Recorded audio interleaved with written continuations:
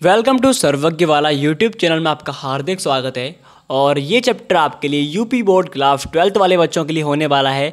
Chapter का नाम है द लास्ट लेसन, जो कि इंग्लिश का है आपका फ्लेमिंगो में से, और एनसीईआरटी बेस्ड पर है। मैं जानता हूँ कुछ बच्चे यहाँ पर किसके होंगे, हिंदी माध्यम के होंगे, यानी हिंदी मीडियम के, मुझे अच्छी तरह से मालूम है। और हिंदी मीडियम वाले बच्चों पर कई बच्चे ऐसे हैं जिन पर इंग्लिश पढ़ने के साथ साथ उसकी हिंदी भी नहीं आती है, और तो पेपर में क्या लिख के आएंगे। चिंता मत कीजिए, मैं आपको एक ऐसा तरीका बताऊंगा जिससे कि आप एग्जाम में पूरी तरीके से लिख के आओगे। तो पहला क्वेश्चन है यहाँ पर है शॉर्ट का आंसर। मैंने आपके लिए यहाँ पर शॉर्ट आंसर टाइप किए हैं। तो पहला क्वेश्चन है what was the bulletin board. Okay, how was it important. What कहते हैं क्या, वाज कहते हैं था, बुलेटिन बोर्ड नाम है, तो बुलेटिन बोर्ड क्या था। Okay, how was it important, और वह कैसे महत्वपूर्ण था। इंपोर्टेंट कहते हैं महत्वपूर्ण, हाउ माने कैसे, वॉज माने था। इसे आसानी से आप पढ़ लोगे, ठीक है। अब आपको मान लीजिए पेपर में एक क्वेश्चन आ गया, तो आप इसको कैसे हल करके आओगे जिससे कि आपकी 2 नंबर पक्के हो जाएं इस क्वेश्चन से। तो यहाँ पर देखिए, मैंने इसका आंसर लिखा है रेड कलर में, the bulletin board as an official information giving board to the people of the area. यहाँ पर स्टॉप है जी सर। तो बुलेटिन बोर्ड एक आधिकारक, ऑफिशियल कहते हैं आधिकारक, इन्फॉर्मेशन कहते हैं जानकारी, गिविंग कहते हैं देने। तो जो बुलेटिन बोर्ड था वो एक आधिकारक जानकारी देने के लिए, बोर्ड ऑफ द पीपल, किसको, पीपल लोगों को, ऑफ द एरिया उस क्षेत्र के, मतलब उस क्षेत्र के लोगों को जानकारी देने के लिए बुलेटिन बोर्ड आधिकारक महत्वपूर्ण था। बोल लोगे हाँ सर। अब यहाँ से it was important because it provided all important official orders और news of the country to the people of that area. Okay, it was important, वह महत्वपूर्ण था, बिकॉज क्योंकि इट प्रोवाइडेड, यह प्रदान करता था, प्रोवाइडेड कहते हैं प्रदान करना, ओके, सेकंड फॉर्म है आपको मालूम है। और इम्पोर्टेंट, इम्पोर्टेंट कहते हैं महत्वपूर्ण, ऑफिशियल कहते हैं आधिकारक, ऑर्डर्स कहते हैं आदेशों, और न्यूज़, और माने यह होता है, न्यूज़ कहते हैं समाचार, ऑफ द कंट्री उस देश के, to the people of that area उस क्षेत्र के, क्या उस क्षेत्र के, हाँ ठीक है। अब हम पढ़ने वाले हैं सेकंड क्वेश्चन।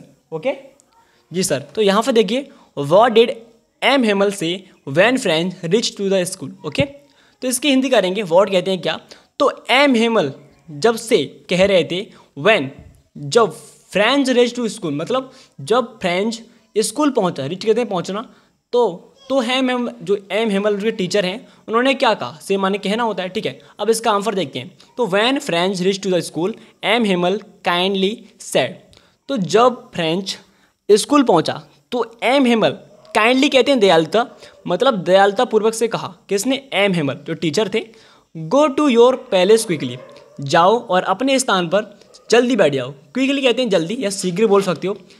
लिटिल फ्रेंच मतलब नन्हे फ्रेंच, लिटिल कहते हैं नन्हे, तो नन्हे फ्रेंच अपने स्थान पर जाओ और जल्दी बैठ जाओ। कौन कह रहा है, उसके teacher. We were beginning without you, हम तुम्हारे बिना ही शुरू करने वाले थे। विदाउट कहते हैं बिना, बिगैनिंग कहते हैं शुरू करने वाले, बी माने हम, वर कहते थे, यू माने तुम्हारे, ठीक है। इसे आसानी से पढ़ लोगे, ये मेरी गारंटी है। अब आगे पढ़ते हैं, ठीक है। अब नेक्स्ट क्वेश्चन पर टर्न करते हैं। तो बच्चों अब हम बात करने वाले हैं तीसरे क्वेश्चन की, जैसे कि यहाँ पे लिखा है, what did M Hamel speak first in the class that day about the last lesson. Okay, अब इसकी हिंदी करते हैं। तो एम हेमल मतलब दैट डे कहते हैं उस दिन, तो उस दिन लास्ट लेसन अंतिम चैप्टर यानी कि अंतिम पार्ट के बारे में एम हेमल ने क्या बोला। स्पीक कहते हैं बोलना, ठीक है। तो इन द क्लास कक्षा में, तो एम हेमल ने अंतिम प्रश्न के बारे में कक्षा में क्या बोला। हिंदी कर लोगे जी सर। अगर आप पर इंग्लिश पढ़ना नहीं आती है तो मेरा एक दूसरा चैनल है जिस पर मैं इंग्लिश सिखाता हूँ, जिससे कि आप इंग्लिश पढ़ना भी सीख जाओगे और साथ में उसकी हिंदी भी समझना सीख जाओगे, ठीक है। तो उस चैनल को जरूर सब्सक्राइब कर लीजिए जिससे कि आप सीख जाओगे। अब यहाँ से पढ़ते हैं इसका answer. In the class that day about the last lesson M Hamel spoke first. Okay, देखिए, तो इन द क्लास कक्षा में, दैट डे उस दिन, अबाउट मतलब बारे में, द लास्ट लेसन अंतिम पार्ट, तो अंतिम पार्ट के बारे में है उस दिन कक्षा में। एम हेमल स्पोक फर्स्ट, तो एम हेमल ने कहा, यहाँ पर बोला, स्पोक कहते हैं बोला, ठीक है।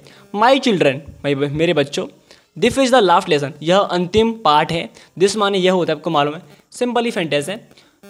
आई सेल गिव यू, मैं तुम्हें दूंगा। द ऑर्डर हैज़, मैं तुम्हें देने वाला हूँ, मतलब बताने वाला हूँ, देना मतलब बताना, एक ही बात है, हाँ सर। आगे बढ़ते हैं। The order has come from Berlin to teach only German language in the school of Alsace and Lorraine. Okay, तो ऑर्डर हैज़ कम मतलब आदेश आया है, फ्रॉम बर्लिन से, मतलब बर्लिन से आदेश आया है, to teach only German language, सिर्फ जर्मन भाषा पढ़ाने का। In the schools of Alsace and Lorraine, मतलब अल्सास और लॉरेन स्कूल में सिर्फ जर्मन भाषा पढ़ाने का आदेश कहाँ से आया है सर? बर्लिन से आया है। ओके, हाँ सर। अब नीचे पढ़ते हैं अगला question. What did French think, मतलब फोर्थ क्वेश्चन है, what did French think after hearing about the last lesson. Okay, इसकी हिंदी करते हैं। जैसे कि अंतिम प्रश्न के बारे में, हियरिंग कहते हैं सुनकर, अंतिम पार्ट के बारे में सुनकर फ्रेंच ने क्या सोचा? थिंक कहते हैं सोचना, फ्रेंच माने नाम है, ठीक है, बच्ची का नाम। तो फ्रेंच ने क्या सोचा, इसकी हिंदी करते हैं। अब इसका पहले आंसर देखते हैं, फिर ट्रांसलेट भी कर लेंगे, चिंता मत कीजिए। After hearing about the last lesson, मतलब अंतिम पार्ट के बारे में सुनकर। आफ्टर कहते हैं बाद, तो सुनने के बाद। फ्रेंच थॉट, फ्रेंच ने सोचा, दैट ही हार्डली न्यू, कि वह जानता है। हार्डली कहते हैं कठोर, मतलब सख्ती से, स्ट्रांगली। ओके, हाँ सर। हाउ टू राइट, वो कैसे लिखेगा, वो कैसे लिखता है। ही शुड नेवर, वो कभी भी नहीं। लर्न कहते हैं सीखना, तो वो कभी भी नहीं उसे कभी भी सीखना नहीं चाहिए, ठीक है। लर्न एनी मोर, मतलब उसे अधिक उसके बारे में नहीं पता है, मतलब जो भाषा आने वाली है उसके बारे में उसे अच्छी तरह से नहीं मालूम है। ओके, हाँ सर। आगे बढ़ते हैं। How sorry he was for not learning his lesson, मतलब इसका अर्थ ये है कि उसे खेद है। हाउ सॉरी कहते हैं उसे खेद है। He was for not learning this lesson. Okay, वह अंतिम पार्ट के बारे में अधिक नहीं जानता था। ओके, लेसन कहते हैं पार्ट, हिज माने अपने, लर्निंग कहते हैं पार्ट। फॉर सीकिंग वर्ड्स, मतलब चिड़ियों की गूंजने की आवाज़। सीकिंग कहते हैं खोजना होता है, ठीक है। सीक माने खोजना।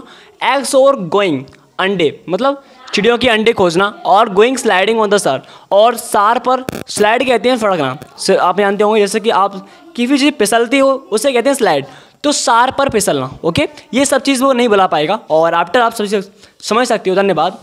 अब मिलते हैं एक और आगे मिलते हैं, सॉरी। अब टर्न करते हैं नेक्स्ट क्वेश्चन पर, ठीक है। थोड़ी सी हिचकिचाहट हो रही है क्योंकि यहाँ पर बाहर शोर मचा रहे हैं लोग, तो इसी वजह से मैं आपके लिए नेक्स्ट पे आता हूँ, ठीक है, आप समझ लेना। तो आ चुके हैं नेक्स्ट क्वेश्चन पर। अब मैं आपसे माफ़ी चाहता हूँ बिकॉज क्योंकि यहाँ पर लोग बाहर बहुत ही शोर मचा रहे हैं, झगड़ा कर रहे हैं, इसी वजह से मैं आपके लिए सिर्फ अगले पार्ट में आपको समझा दूंगा, बट आपको डायरेक्टली यहाँ पर सीख लेना है। 5वां क्वेश्चन है, did French receive the participle how. Okay, आगे इसका आंसर है no, French did not receive the participle because when it was his turn to recite the rule of participle he got mixed upon the first words. Okay, ये इसका answer, आपको ये थोड़ा सा पढ़ लेना है, बट मैं आपको सिखा दूंगा अगले पार्ट में।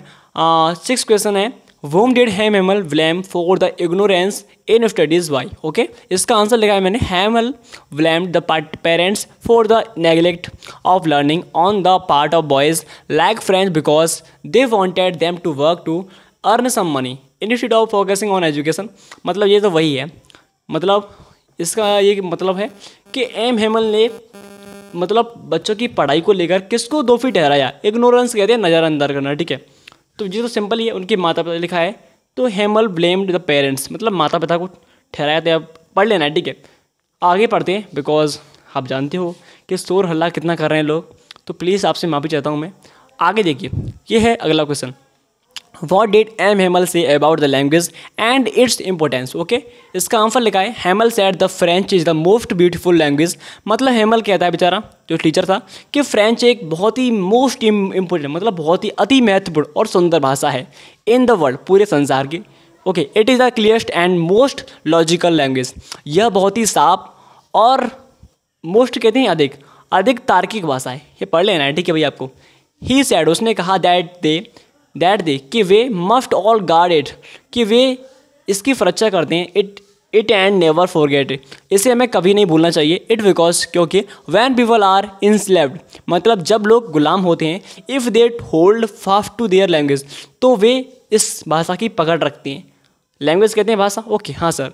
It is as if they have the key of the their prison. Okay, तो यह ही एक जेल, मतलब प्रिजन कहते हैं, केस कैदी कहते हैं, ठीक है। तो यही एक कैदी के लिए उसकी चाबी है। ओके, हाँ सर। इसकी हिंदी कर लेंगे। जी सर। तो लोग बहुत शोर बचा रहे हैं बाहर, मैं माफ़ भी चाहता हूँ बिकॉज ये पार्ट के लिए आप धन्यवाद देना चाहता हूँ। बस आप मुझे कमेंट कीजिए कि आपको ऐसा पार्ट चाहिए या नहीं चाहिए। धन्यवाद।